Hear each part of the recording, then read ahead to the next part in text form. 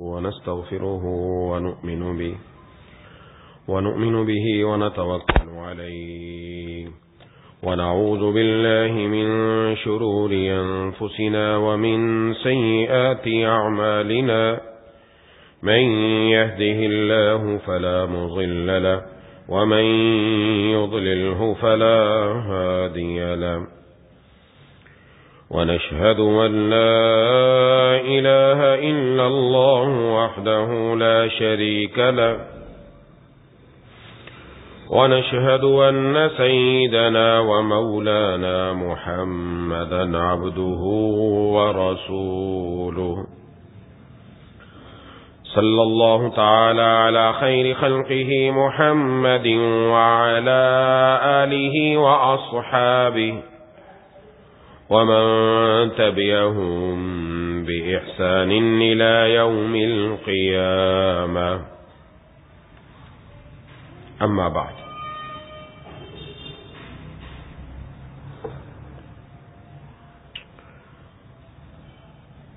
قال رسول الله صلى الله عليه وسلم: مفتاح الجنة الصلاة ومفتاح الصلاة الطهور، او كما قال علیہ الصلاۃ والسلام.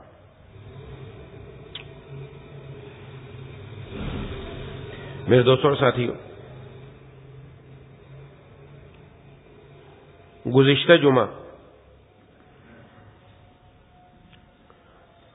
دو اعمال کا تذکرہ کیا تھا.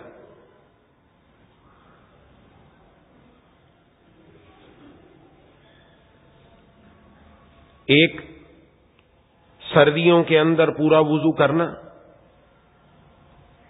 ناگواری، تکلیف، پریشانی اس کو جھیل کر پھر بھی وضو کا مکمل اہتمام کرنا سنت اور آداب کی رعایت رکھتے ہوئے. اور دوسری چیز تھی اللہ کے راستے میں خرچ کرنا. اسی وضو سے متعلق مزید کچھ باتیں عرض کرنا مقصود ہیں، کیونکہ عموماً وضو کو یوں سمجھا جاتا ہے کہ بس یہ ایک خانہ پوری ہے،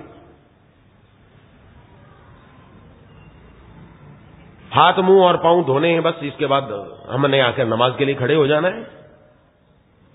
اس لیے ہم کوئی خاص اہمیت نہیں دیتے وضو کو. اس وضو سے متعلق محبوب کبریا خاتم الانبیاء سرکار دو عالم صلی اللہ علیہ وسلم نے احادیث میں جو باتیں ارشاد فرمائی ہیں ان سب کو سامنے رکھے تو پتہ چلتا ہے کہ وضو کا مقصد صرف ظاہری طور پر صفائی حاصل کرنا نہیں، بلکہ باطنی طور پر روحانیت اور نورانیت حاصل کرنا مقصود بھی ہے. وضو کا مقصد صرف اتنا نہیں. اب جب ہم اس طرف توجہ کریں گے تو انشاءاللہ وضو کرتے ہوئے دل لگے گا اور توجہ ہوگی انشاءاللہ کہ ہم وضو کو سنت اور آداب کے ساتھ کریں انشاءاللہ. اب توجہ نہیں نا، چند باتیں عرض کر دیتا ہوں. آپ صلی اللہ علیہ وسلم کی بیان کی ہوئی کیا عجیب باتیں ہیں. تو لیکن یہ سمجھنا ضروری ہے کہ وضو کا مقصد صرف اتنا ہی نہیں ہے کہ ظاہری طور پر اعضاء دھل گئے ختم ہو گیا. نہیں، شریعت یہ چاہتی ہے جب بندہ وضو کر کے اٹھے ظاہری طور پر اعضاء اس کے صاف ہو گئے، پاک ہو گئے، اس کے ساتھ اس کا باطن بھی پاک ہو جائے، اس کے باطن میں بھی نورانیت آ جائے، اس کے باطن میں روحانیت آ جائے. باطن کی پاکی کیا ہے؟ باطن کی پاکی یہ ہے دل اللہ کی طرف متوجہ ہو جائے، نیک کاموں میں لگ جائے، برائی سے بچنے والا ہو جائے، اللہ کے حکموں کو پورا کرنے والا ہو جائے، رب تعالیٰ کے احکامات آئیں وہاں سر جھکا لیں. یہ دل کی پاکی ہے، یہ باطن کی پاکی ہے. تو ظاہری پہلو ہمارے سامنے ہے لیکن یہ باطنی پہلو اپنے سامنے رکھنا ضروری ہے. اس کو سمجھیں، دو چیزیں الگ الگ ہیں. ایک ہوتی ہے صفائی، ایک ہوتی پاکی. ہم دونوں کو شاید ایک سمجھتے ہیں، ایک چیز نہیں ہے. صفائی اور پاکی دونوں الگ الگ چیز ہیں. ہو سکتا ہے ایک چیز صاف ہو لیکن پاک نہ ہو، ممکن ہے. شریعت کے اندر پاکی بھی مطلوب ہے، صفائی بھی مطلوب ہے، دونوں چیزیں مطلوب ہیں. خنزیر کتنا ہی صاف ستھرا کیوں نہ ہو لیکن شریعت نے کیا کہا؟ ناپاک ہے. ایک ایک جز ناپاک ہے اس کا. اب کوئی دنیا والے لوگ کھائیں، یورپ کھاتا ہے جی بڑا پاکیزہ ہے، یوں ہے فلاں ہے، اپنی طرف سے باتیں بناتے، بڑا صاف ستھرا کر کے ہم کھاتے ہیں، بھلے کتنا بھی صاف ستھرا کر لو لیکن وہ پاک نہیں ہے، ناپاک ہے۔ شراب بڑی خوبصورت ڈیزائننگ والی بوتل کے اندر بھر لی جائے، بڑی صاف ستھری مشروب نظر آ رہا ہے، لیکن شریعت نے کیا کہا؟ یہ اس طرح ناپاک ہے جس طرح پیشاب ناپاک ہے۔ اب بندہ پیشاب پی سکتا ہے؟ نعوذ باللہ، کوئی نہیں پیتا، شراب پی رہا ہے، پیشاب پی رہا ہے گویا۔ اب صاف کتنا ہے؟ پاک نہیں ہے۔ ہم نے پانی رکھا گھر میں نہانے کے لیے، صاف ستھرا پانی بھر لیا اپنی بالٹی کے اندر، اچانک کسی بچے نے پیشاب کا ایک قطرہ ڈال دیا اس میں، اب پیشاب کا قطرہ ڈل گیا، اب بظاہر اس میں کوئی ناپاکی نظر نہیں آ رہی، بو بھی نہیں آ رہی، ذائقہ بھی تبدیل نہیں ہوا، صاف ہے، لیکن پاک نہیں ہے، ناپاک ہو گیا۔ تو پاکی الگ چیز ہے، صفائی الگ چیز ہے، اور یہ صفائی اور پاکی یہ دونوں مسلمانوں کو اللہ تعالیٰ نے عطا فرمائی ہیں۔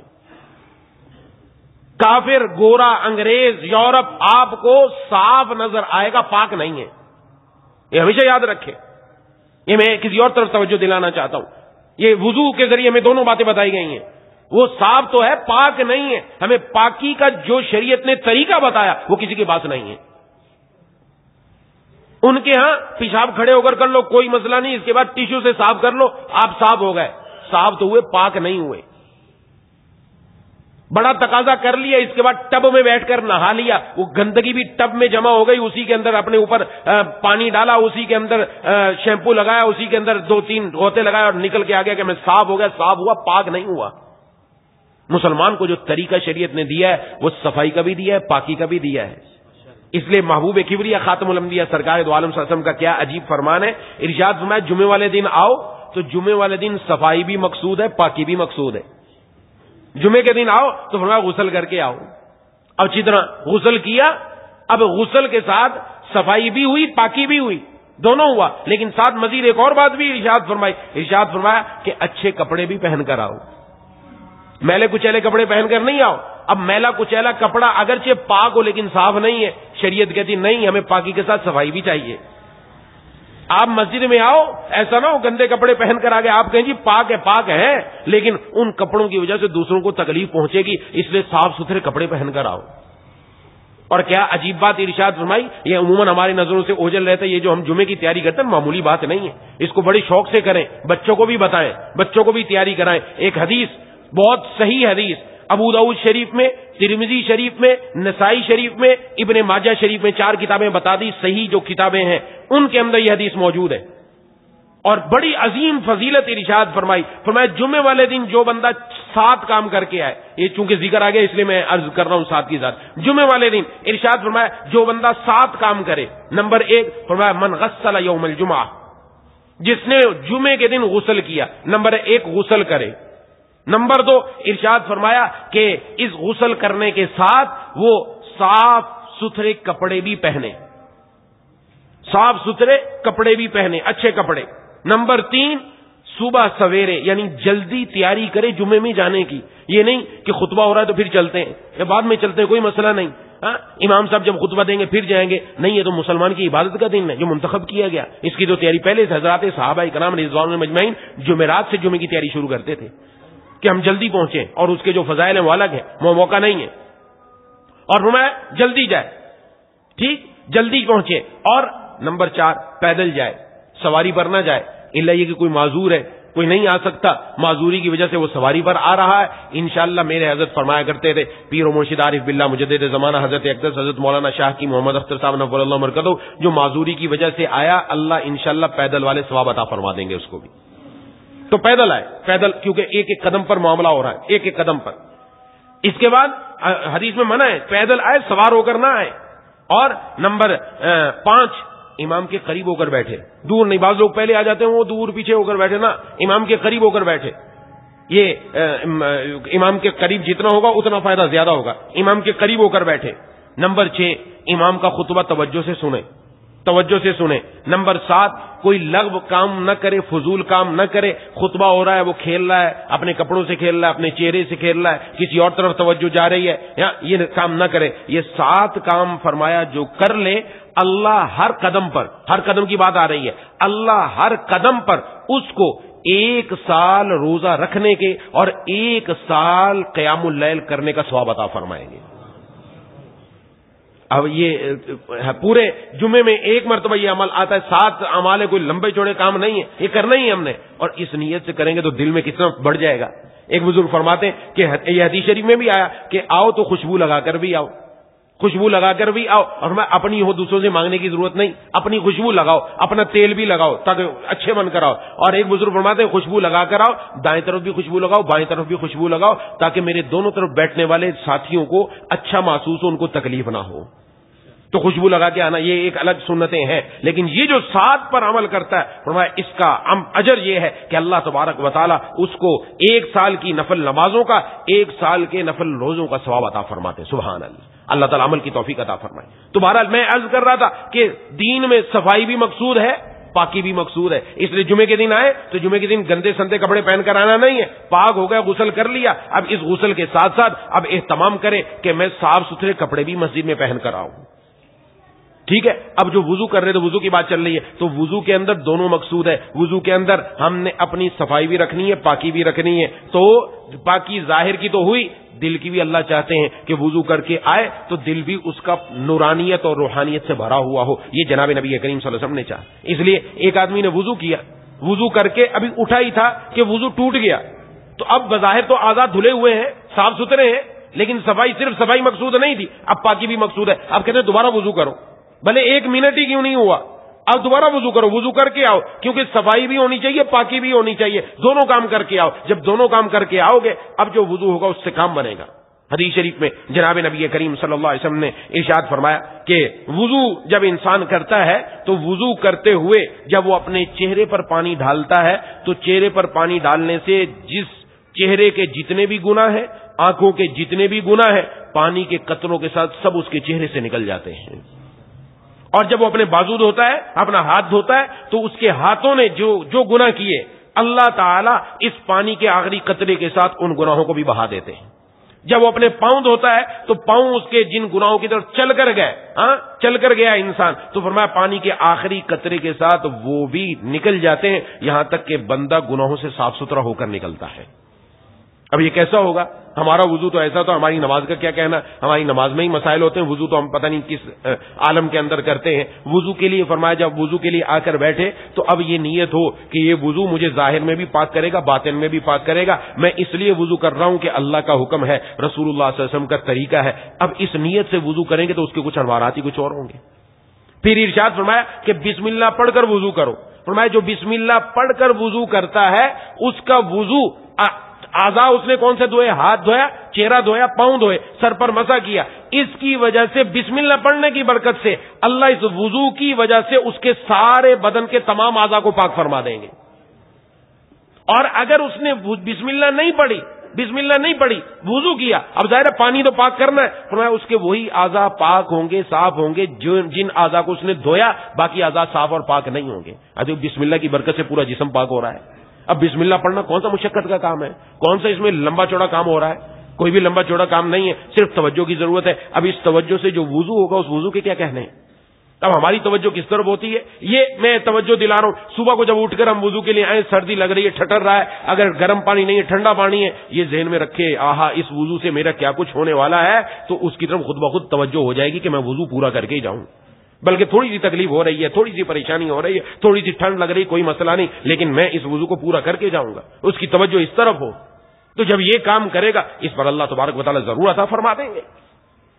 پھر اس وضو کے لیے 3 دعائیں جو جناب نبی کریم صلی اللہ علیہ وسلم سے ثابت ہیں. ایک وضو کے دوران کی دعا ہے، وضو کے دوران کی دعا، اختتام کی دعا. یہ جو دعا پڑھنی ہے یہ شروع میں بسم اللہ تو پڑھ لی، اب ہر عضو کو دھیان سے دھوئے، پوری سنت آداب کے ساتھ دھوئے. اس کے ساتھ اللہم اغفر لی ذنبی ووسع لی فی داری وبارک لی فی رزقی. کیا جناب نبی کریم صلی اللہ علیہ وسلم کے پیارے جملے ہیں. یہ 3 جملے بھی ہمارے حق میں قبول ہو گئے تو ہمارا بیڑا پار ہو گیا، دنیا بھی بن گئی، آخرت بھی بن گئی. عجیب جملے.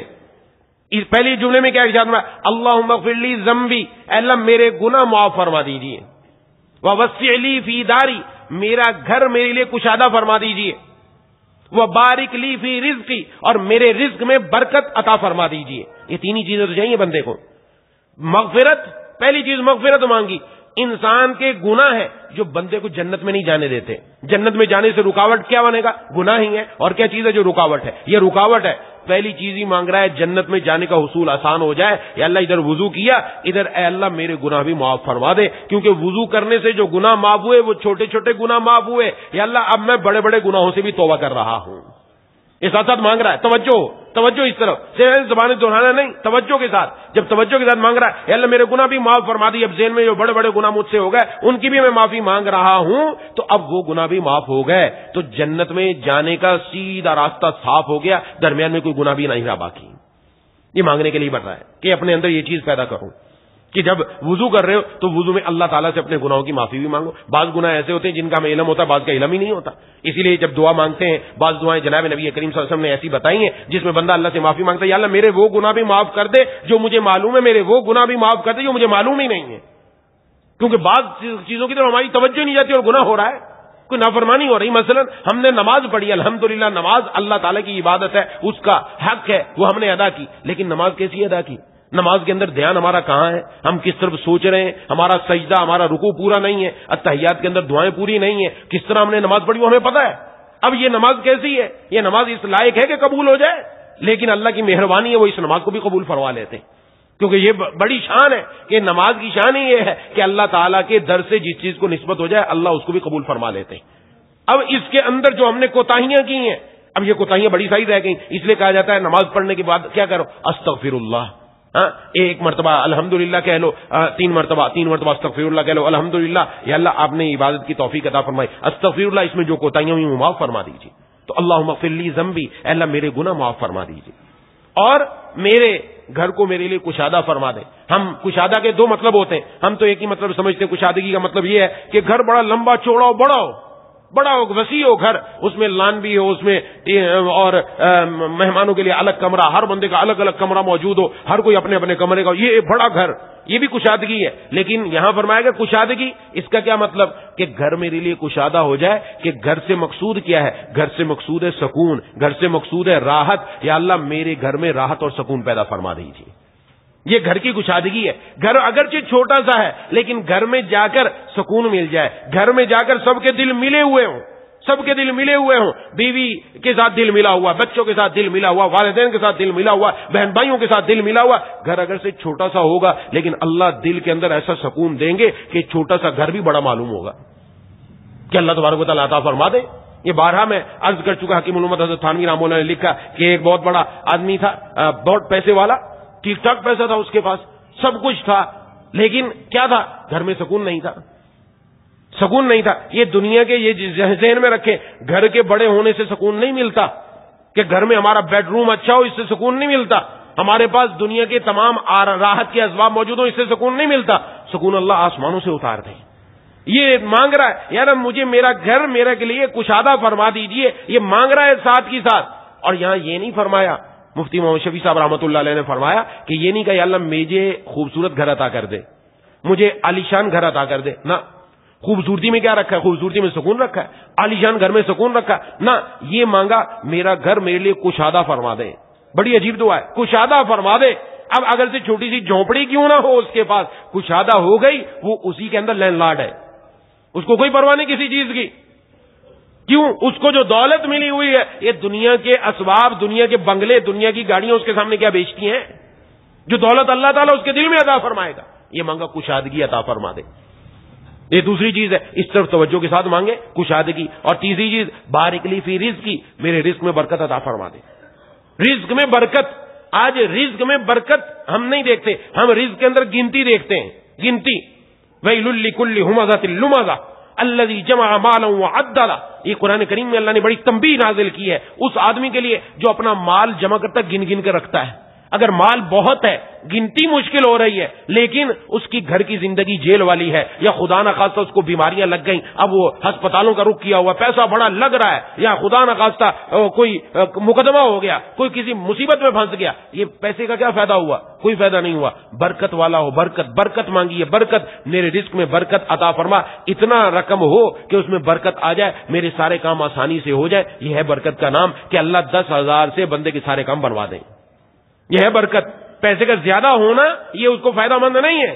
یہ رزق کے اندر ہر چیز شامل. رزق میں صرف پیسہ نہیں آتا, ساری دنیا کی ساری چیزیں رزق کے اندر ہے. رزق کی برکت مانگی گئی ہے, اور رزق میں برکت آ جائے, بندے کی زندگی جنت بن جائے. پھر اس کو پریشانی نہیں ہوتی, تکلیف نہیں ہوتی کہ کہاں سے کام بنے گا. وہ برکت سے اللہ سارا کام بنا دیتا ہے.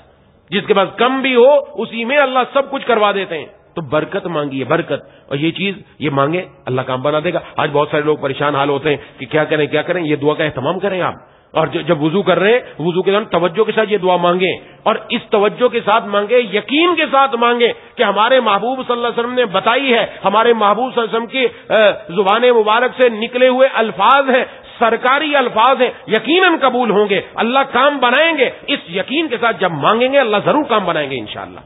جنہوں نے مانگا اللہ نے کام بنایا, جنہوں نے مانگا کام بنایا. کوئی پریشانی رزق کے اعتبار سے آج کل زیادہ پریشانی, اور بھی معاملات ہیں, یہ مانگتے رہیں. گھر نہیں ہے, یہ مانگتے رہیں. ہاں, اللہ تعالیٰ دیکھیں کیسے گھر عطا فرماتے ہیں, کیسے رزق عطا فرماتے ہیں, اور ایسی جگہ سے دیں گے وہ ہمارے وہم و گمان میں بھی نہیں ہوگا.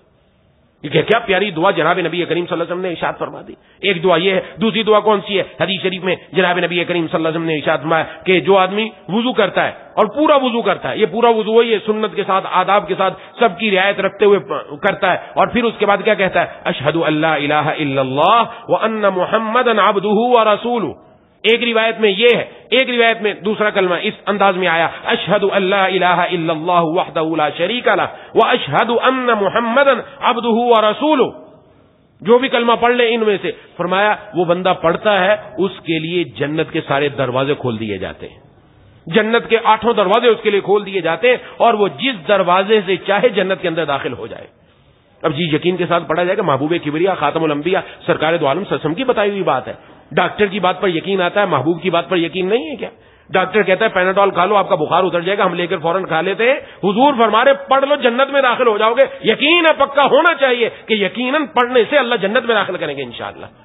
اب اس کا نتیجہ کیا نکلے گا؟ اللہ تعالیٰ جب جنت میں داخل کرنے کا راستہ بنا دیتے ہیں نا, تو پھر گناہ بھی چھوٹنا شروع ہو جاتے ہیں. پھر اللہ دنیا میں اپنا پیارا بنا لیتے ہیں, نیک بنا لیتے ہیں, سارے کام بھی بناتے ہیں, اور ساتھ ساتھ اللہ تبارک و تعالیٰ دنیا بھی بناتے ہیں, آخرت بھی بناتے ہیں. اس کا اہتمام ہونا چاہیے. تو یہ کوئی جملہ بہت لمبا چوڑا نہیں ہے. دوسرا کلمہ سب کو آتا ہے, یہ اس کے بعد وضو کے بعد پڑھ لے, اللہ تبارک و تعالیٰ کام بنا دے. سارے دروازے اس کے لیے جنت 8 کے 8 دروازے کھل گئے. اور تیسری دعا, اللہم اجعلنی من التوابین واجعلنی من المتطہرین. اے اللہ مجھے توبہ کرنے والوں میں سے بنا دیجیے, اور مجھے پاکیزہ لوگوں میں سے بنا دیجیے. یہ دعا بھی مانگ رہا ہے ساتھ. یہ کیا پہلے عرض کر چکا, گناہ صغیرہ تو معاف ہو گئے وضو کرتے ہی, کہ آنکھوں سے جو گناہ ہوئے تھے, جو زبان سے گناہ ہوئے تھے, جو چہرے سے گناہ ہوئے تھے, وہ دھل گئے وضو کے ساتھ. یہ صغیرہ کبیرہ گناہ توبہ کرنے سے معاف ہوتا ہے. تو اللہ سے مانگ رہا ہے, اے اللہ صغیرہ تو معاف ہو گئے, کبیرہ معاف کرنے کے لیے توبہ کی ضرورت ہے, مجھے توبہ کرنے والوں میں سے بنا دیجیے, میں توبہ کرنے والوں میں سے بن جاؤں. یہ تواب کا مطلب ہوتا ہے رجوع کرنا. یا اللہ مجھے بہت زیادہ اپنی طرف رجوع کرنے والوں میں سے بنا دیجیے, میں آپ کی طرف رجوع کروں, بار بار آپ کی طرف آؤں. اور ساتھ مانگا جا رہا ہے, یا اللہ ابھی تو میں توبہ کر رہا ہوں, ابھی تو میرے وضو سے بھی گناہ دھل گئے, توبہ سے بھی گناہ دھل گئے, اپنے اوپر یقین نہیں پھر گناہ ہو جائے, یا اللہ پھر بھی توبہ کی توفیق عطا فرما دے. تواب مبالغے کا صیغہ ہے, بہت زیادہ توبہ کرنے والا, بار بار توبہ کرنے والا. یہ بار بار توبہ وہ کرے گا جس سے گناہ ہوا, بار بار توبہ کی, اللہ کا پیارا بنے گا. یہ بتایا جا رہا ہے اس کے اندر. اور مجھے پاکیزہ لوگوں میں سے بنا دیجئے, کہ میں پاک صاف رہوں.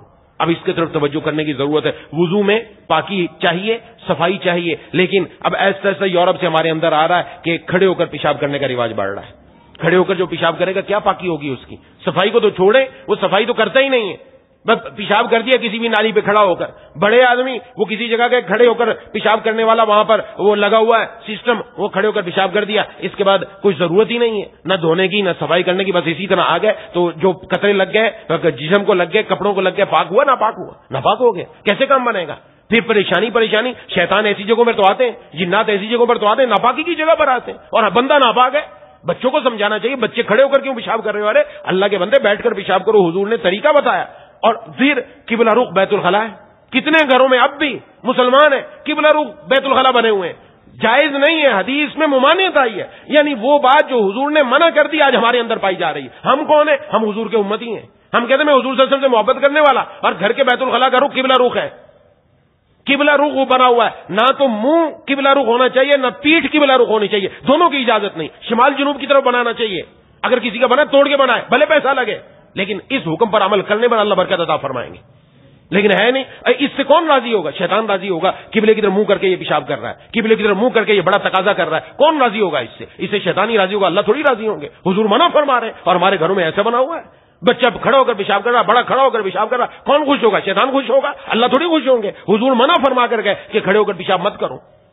اب کسی کو اگر کوئی معذوری ہے, کوئی عذر ہے, کوئی اور بات ہوتی ہے, وہ الگ چیز ہوتی ہے, لیکن عام حالات میں کیوں کھڑے ہو کر پیشاب کر رہا ہے؟ اب پاکی ناپاکی کا خیال ہی نہیں ہے تو کیا کریں گے؟ یہ کہاں سے یہ فضیلتیں ملیں گی؟ کیسے حاصل ہوں گی جب کپڑے نہیں؟ اسی لیے تو وہ کہتے ہیں جی ہم مسجد میں نہیں آتے اس لیے کہ ہم پاک نہیں. ارے پاک کیوں نہیں؟ تو پاکی کا اہتمام کرو. مسلمان پیدا کیا اللہ نے, مسلمان گھروں میں آئے ہو, اور مسلمان جیسا پاکی حاصل کرنے والا کوئی اور نہیں ہے. آپ کیوں اپنے آپ کو ناپاک رکھے ہوئے ہو؟ یہ تو غیروں کا طریقہ, ہمارا طریقہ تو پاک و صاف رہنے کا. ہم تو باوضو ہو کر سوتے بھی ہیں, تو باوضو ہو کر سوتے ہیں.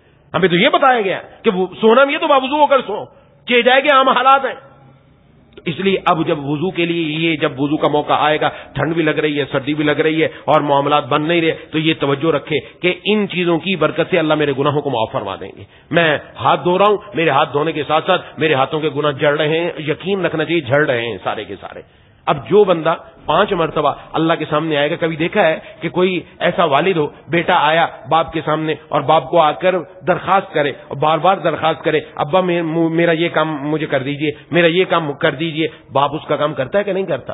جو بندہ 5 مرتبہ دن میں آ کر اپنے رب سے درخواست کرے گا, اللہ اس کا کام نہیں بنائیں گے کیا؟ یقین رکھنا چاہیے. یقین 5 بار کیا, ایک بار سے بھی کہ یقین ہو تو کام بنے گا. 5 بار وضو تو 5 بار کرنا ہی ہے. یہ 5 بار عرض کر رہا ہوں کم از کم, ورنہ اس سے زیادہ کتنی مرتبہ بندے کو وضو کرنا پڑ جائے کہ ہو سکتا ہے اس کو کوئی تکلیف ہو, وضو دوبارہ کرنا پڑ گیا یا تلاوت کرنی پڑ گئی, پھر وضو کیا, الگ الگ جب بھی وضو کرنا ہے. اور یہ دعائیں جتنی مانگیں گے اتنا اللہ تعالیٰ کی کرم نوازی آئے گی, مہربانی آئے گی. اپنی زندگی کو بدلیں. یہ کوئی معمولی باتیں نہیں, یہ وہ باتیں ہیں جو اللہ کے پیارے محبوب سرکار دو عالم صلی اللہ علیہ وسلم نے بتائی ہیں, اور آپ صلی اللہ علیہ وسلم نے کر کے دکھائی ہیں.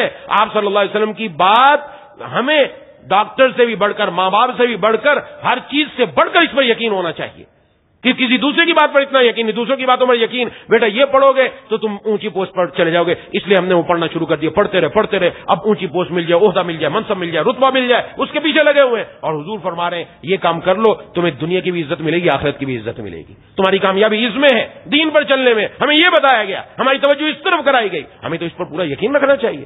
اپنا یقین کیوں متزلزل ہو رہا ہے؟ اس پر پورا یقین, پکا یقین, پختہ یقین. بچوں کو بھی بتا, بڑے بھی, گھروں میں بھی, ہر ایک کرنے والا بن جائے. ایک دن یہ یقین بھی پورا حاصل ہوگا اور اللہ تعالیٰ کرم نوازیاں بھی فرمائیں گے انشاءاللہ. کر کے تو دیکھیں, ہم مانگ کر تو دیکھیں ان سے. لہذا 5 مرتبہ جو بندہ رب کے سامنے آئے گا, اللہ تعالیٰ کی طرف سے نوازشات ہی نوازشات ہیں, کرم نوازی ہیں. کبھی چھوٹی موٹی غلطی ہو گئی, لیکن ہر مرتبہ اللہ تعالیٰ کچھ نہ کچھ نیا عطا فرماتے رہیں گے. اپنی کوتاہیوں پر نظر ہو کہ مجھ سے یہ غلطی ہو رہی ہے, لیکن ساتھ ساتھ اللہ سے معافی بھی مانگے, اللہ تبارک و تعالیٰ کامیابی عطا فرما دیں گے. دعا ہے کہ اللہ تعالیٰ مجھے اور آپ کو ان باتوں پر عمل کرنے کی توفیق عطا فرمائے. وآخر دعوانا ان الحمدللہ رب العالمین. الحمد لله رب العالمين الرحمن الرحيم مالك يوم الدين إياك نعبد وإياك نستعين اهدنا الصراط المستقيم صراط الذين أنعمت عليهم غير المغضوب عليهم ولا الضالين. اللهم صل على سيدنا مولانا محمد وعلى آل سيدنا مولانا محمد وبارك وسلم. یا الہ العالمین یا ارحم الراحمین یا ذا الجلال والاکرام یا اللہ, ہم سب کی حاضری کو اپنی بارگاہ میں قبول و مقبول فرما. مولا کریم الہ العالمین, جس طرح اب آپ نے اپنے در پر آنے کی توفیق عطا فرمائی, روزانہ اسی طرح 5 وقت اپنے در پر حاضر ہونے کی توفیق عطا فرما. مولا کریم الہ العالمین, ہم سب کو 5 وقت با جماعت نماز پڑھنے کی توفیق عطا فرما. مولا کریم, ہماری نمازوں میں کوتاہی ہے یا اللہ, اس نمازوں کی کوتاہی کو دور فرما. مولا کریم الہ العالمین, اے ارحم الراحمین, وضو سنت کے مطابق کر کے یا اللہ تمام سنن اور آداب کی رعایت رکھنے کی توفیق عطا فرما. مولا کریم الہ العالمین, اپنے پیارے حبیب سرکار دو عالم صلی اللہ علیہ وسلم کی باتوں پر پورا یقین رکھنے کی توفیق عطا فرما.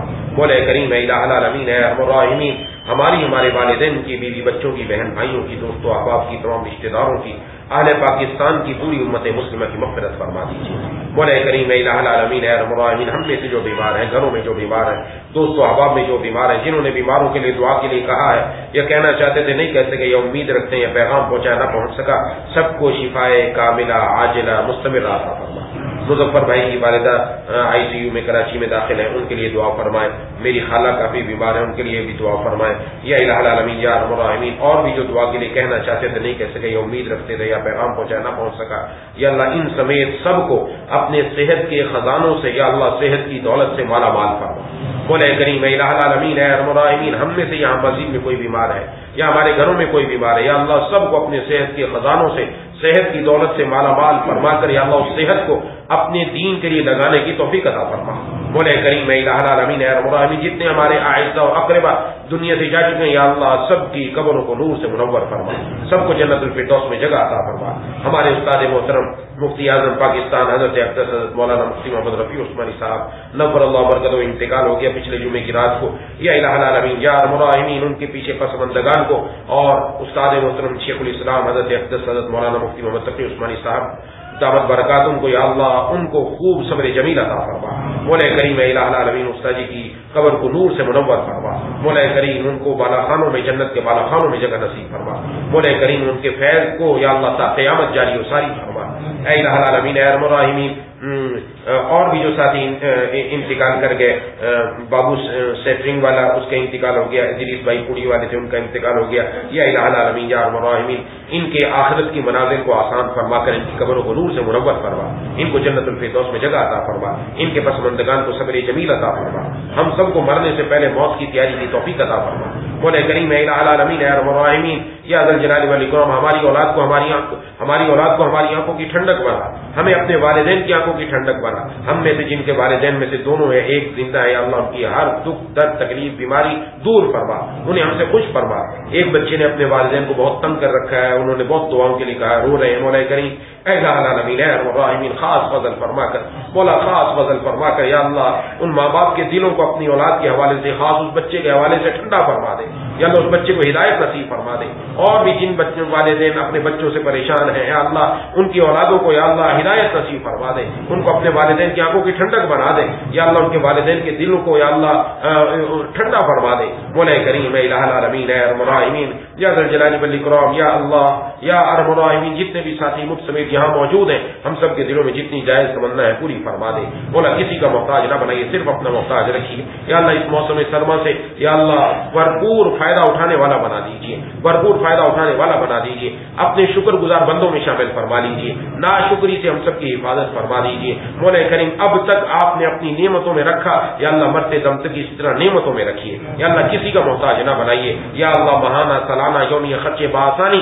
اپنے غیب کے خزانوں سے پورے کروا دیجیے۔ ہم میں سے جو مقروض ہے اللہ اس کے قرضوں کو یا اللہ اپنے غیب کے خزانوں سے یا اللہ ادا کروا دیجیے۔ مولا کریم الہ العالمین اے ارحم الراحمین یا ذل جلال والاکرام یا اللہ ہمارے گھروں میں بھی مسجدوں والا ماحول بنا دے یا اللہ گھروں میں بھی مسجدوں والا ماحول بنا دے، گھروں میں یا اللہ سنتوں کو زندہ فرما دے یا اللہ گھروں میں نمازوں کا ماحول بنا دے۔ مولا کریم الہ العالمین اے ارحم الراحمین آپ کے محبوب سرکار دو عالم صلی اللہ علیہ وسلم نے جتنی دعائیں مانگی وہ سب ہم سب کے حق میں قبول فرما، جن جن چیزوں سے پناہ مانگی ان سب سے ہم سب کو پناہ عطا فرما۔ مدارس میں بھی اسکول میں بھی مختلف قسم کے پیپرز ہو رہے ہیں، بچے دے رہے ہیں، دعاؤں کے لیے بھی کہہ رہے ہیں یا اللہ سب بچوں کو، اسکول والے بچوں کو، مدرسے والے بچوں کو، سب کو امتحانوں میں یا اللہ اعلیٰ اور امتیازی نمبروں سے کامیاب نصیب فرما۔ مولا کریم الہ العالمین اے ارحم الراحمین یا ذل جلال والاکرام ہمیں دنیا میں بھی کامیابی دے یا اللہ آخرت میں بھی یا اللہ پہلے نمبر پر کامیابی نصیب فرما۔ ربنا تقبل منا انك انت السميع العليم وتب علينا انك انت التواب الرحيم صلى الله تعالى على خير خلقه محمد وعلى اله واصحابه اجمعين برحمتك يا ارحم الراحمين آمين يا رب العالمين۔